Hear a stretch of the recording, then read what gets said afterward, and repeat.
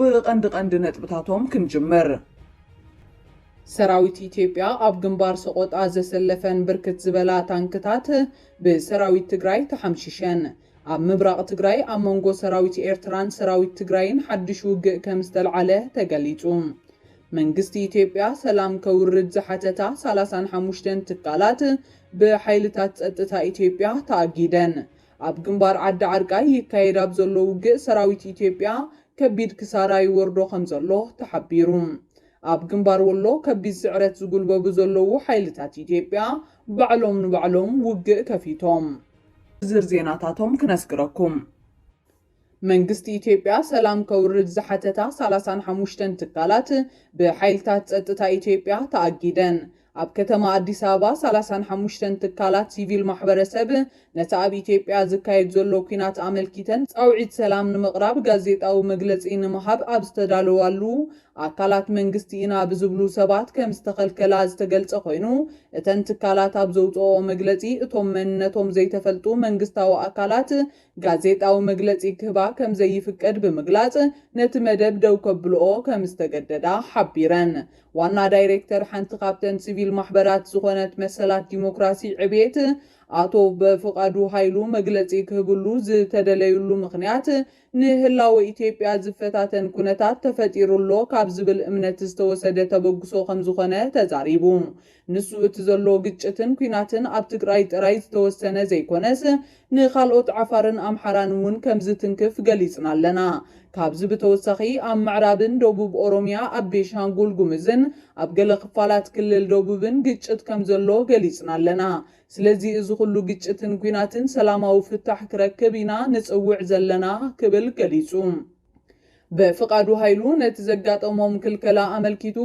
ንጋዜጠኛታት መግለጺ ክህብ ኣብ ዝተኣከብናሉ ሲቪላዊ ክዳን ዝተኸደኑ ኣካላት ጸጥታ መንግስቲ ኢና ዝብሉ ሰባት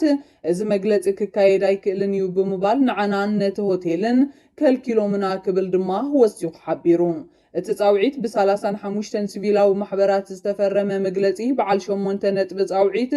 ሰላም ዝሓዘ ኮይኑ እቲ ንኣስታት 2 ዓመት ዘቁፀረ ኣብ ትግራይ ዝተወልዐ ኩናት ዛጊድ ኣብ ልዕሊ ንጹሃት ዘብጽሖ ጉድኣትን ሓደጋን ልዑል ከም ዝኾነ ብምግላጽ ካብቶም 8 ጻውዒት እቶም ጎንጽታት ንምፍታሕ ሓቀኛን ኣሳታፍን ዝርርብ ዕርቂ ክጅመር ዝተቋረጹ መንግስታዊ ኣገልግሎት ብህጹጽ ናብ ንቡር ክምለሱ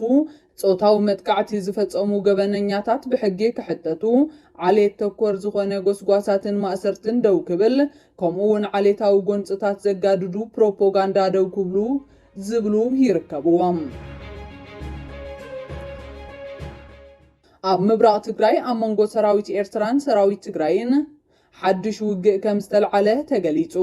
ሰራዊት ኤርትራ ካብቲ ብሰሜናዊ ምዕራብ ትግራይ ዝካየድ ዘሎ ውግእ ብተወሳኺ ብኻልኦት ግንባራት እውን ተወሰኽቲ ናይ ውግእ ከባቢታት ብምኽፋት ናይ መወዳእታ ዝበሎ ጻዕሪ ይካይድ ከም ዘሎ ዝተገልጸ ኮይኑ ስለዝኾነ እውን ብኣንፈት ምብራቅ ትግራይ ኣብ ዝርከቡ ግንባራት ዛላምበሳን ሓዊሱ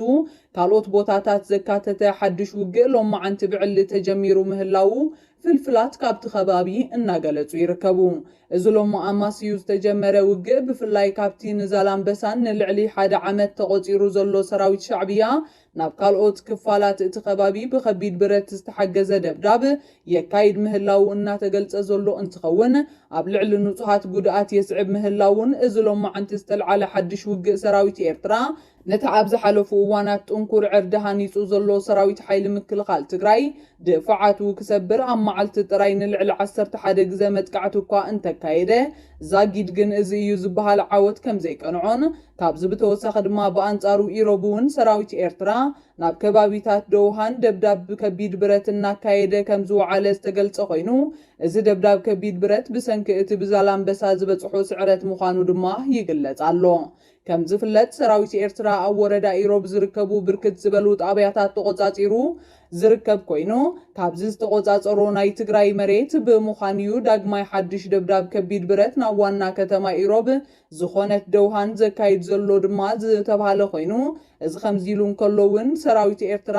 اتناب شرارو كأتويلو زجمرو متقعتون الناقص زركب بمخانو أبز جنبار استسلف سراويت حيل مكلخال تجراي مستنكراو جغننت النافصمه كمزلون بز جنبار كاب سراويت إرترا بتوسخي اتن شرارو قريطو شركاتو استعزز سراويت إثيوبياون تدغاغام متقعتي يفنوكا انتقنه كبيز زخونه كسارا خمز وردو ግን ንምፍላጥ ተኻይሉሎ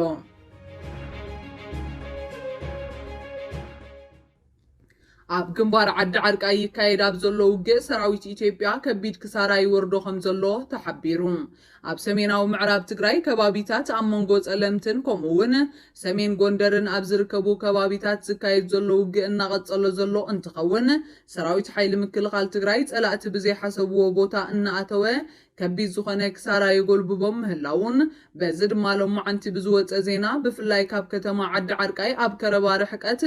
ኣብ ዝርከቡ ከባቢታት ኣብ ዝተኻየደ ውግእ ሰራዊት ኢትዮጵያ ካብ ዘሰለፎ ሓይልታት ዝበዝሑ ከቢድ ክሳራ ከም ዝተጎልበቡ ፍልፍላት ሓቢሮም ኣብዚ ከባቢ ዘሎ እንደ ኣብነ ኣሮጋዊ ተባሂሉ ኣብ ዝፍለጥ ቦታ ዝነበረ ሰራዊት ሓይሊ ምክልኻል ትግራይ ባዕሉ ብዝሓስቦ ግዘን ቦታን ናይ ቦታ ምትዕርራይ እንትገብር ዘሊሉ ዝኣተወ ሰራዊት ብልጽግና ብጸረ መጥቃዕቲ ሰራዊት ምክልኻል ትግራይ ከቢድ ክሳራ ወሪድዎ ምህላውን እዚ እንደ ኣቡነ ኣረጋዊ ዝበሃል ቦታ ዝበዝሕ ጎቦታት ዝበዝሖን ኢሉ እውን ንውግእ ኣጸጋሙ ምዃኑ ዝገለጹ ፍልፍላት ሰራዊት ሓይሊ ምክልኻል ትግራይ ግን ብናይ ባዕሉ ፍቓድ ንሰዓታት ገዲፍዎ ወፂኡ ድሕሪ ምንባሩ ሰራዊት ኢትዮጵያ ናብቲ ከባቢ ከም ዝተንቀሳቐሰን ድሕሪ እዚ ድማ ሰራዊት ትግራይ ቅድም ክብል ብናይ ባዕሉ ትልሚ ገዲፍዎም ዝወፁ እዞም ኣብ እንዳ ኣብነ ኣረጋዊ ዝርከቡ ጎቦታት በቲ ዝሓሰቦ ሰዓት ተመሊሱ ኣብ ልዕሊ እቲ ተሃንዲዱ ዝኣተወ ሰራዊት ኢትዮጵያ ኣዝዩ ከቢድ ዝኾነ ስጉምቲ ብምውሳድ ዝበዝሑ ቦታታት መሊሱ ተቆጻጺሩ ምህላው ተገሊጹ ኣብዚ ግንባር ዝነበረ ሰራዊት ብልጽግና እቲ ሒዝዎ ዝኣተወ ሰራዊት ዝበዝሕ ተቆሪጹ ብሰራዊት ሓይሊ ምክልኻል ትግራይ ከም ዝተማረኸን ብፍላይ ካብዚ ቦታ ንምዕራብ ገጽ ኣብ ዘሎ ተሪር ቦታ ኣትዩ ዝነበረ ሓደ ክፍለ ሰራዊት ኢትዮጵያ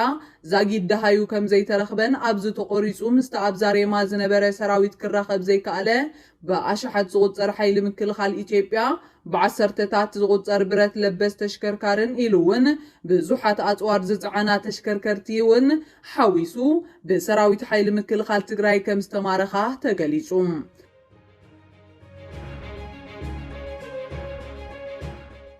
ኣብ ግንባር ወሎ ከቢድ ስዕረት ዝጉልበቡ ዘለዉ ሓይልታት ኢትዮጵያ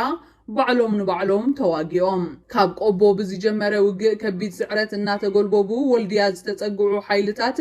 ኣዝዩ ከቢድ ክሳራ ወሪድዎም ብምህላው ሕጂ ኣብ መንጎኦም ኣዝዩ ከቢድ ዝኾነ ምትፍናን ዓሲሉ ከም ዘሎን በዚ ድማ ኣብ መንጎኦም ዘይምትእምማን ተጋዲዱ ምህላውን ዝተገልጸ ኮይኑ በዛ ኣብ ወልድያ ኣብ መንጎ ፋኖን ሰራዊት ኢትዮጵያን ከቢድ ጎንፂ ተላዒሉ በርክት ዝበሉ ሰባት ከይተቐተሉ ከም ዘይተርፉ ዝገለጹ ፍልፍላት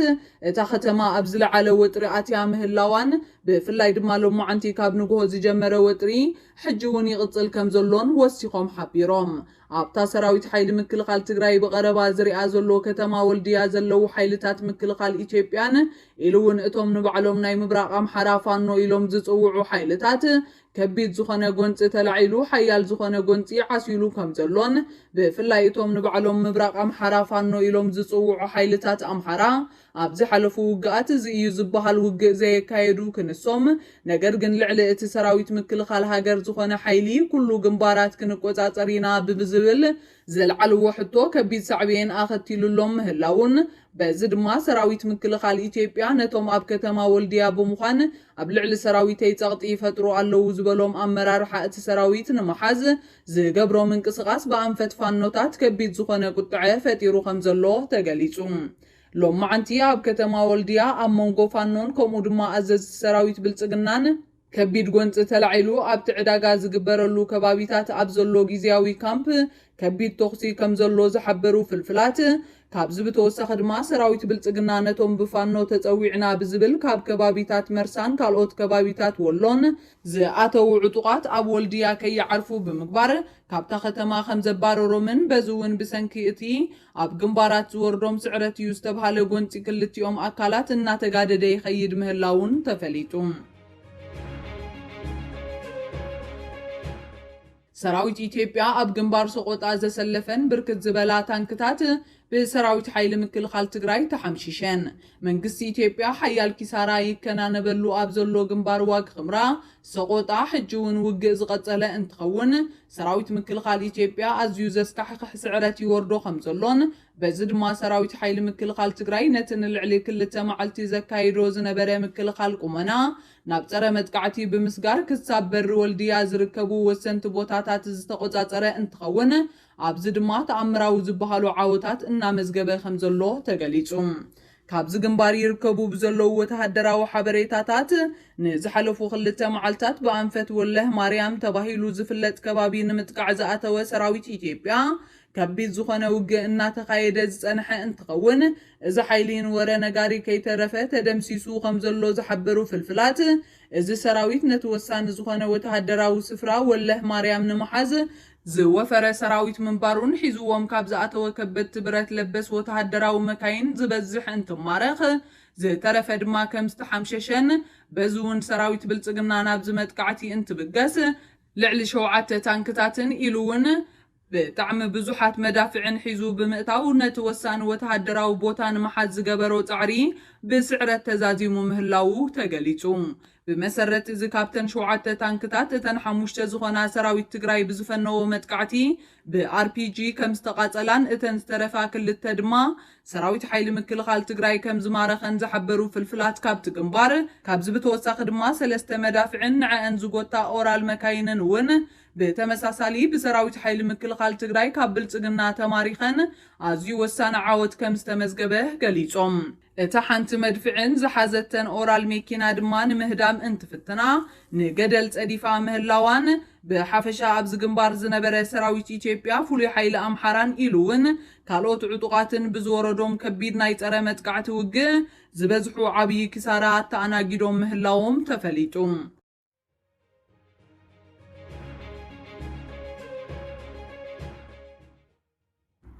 أمباركس كبراتن كبرانن تختاتلتي باور ميديا نزعلت زدالنايوم زيناتات نزوم كتكتاتلوم زتنحكم مسلونيرم عبقت علي بخالوت حدشت زيناتات كسابن رخب نمكتتالكم نمسجن سلام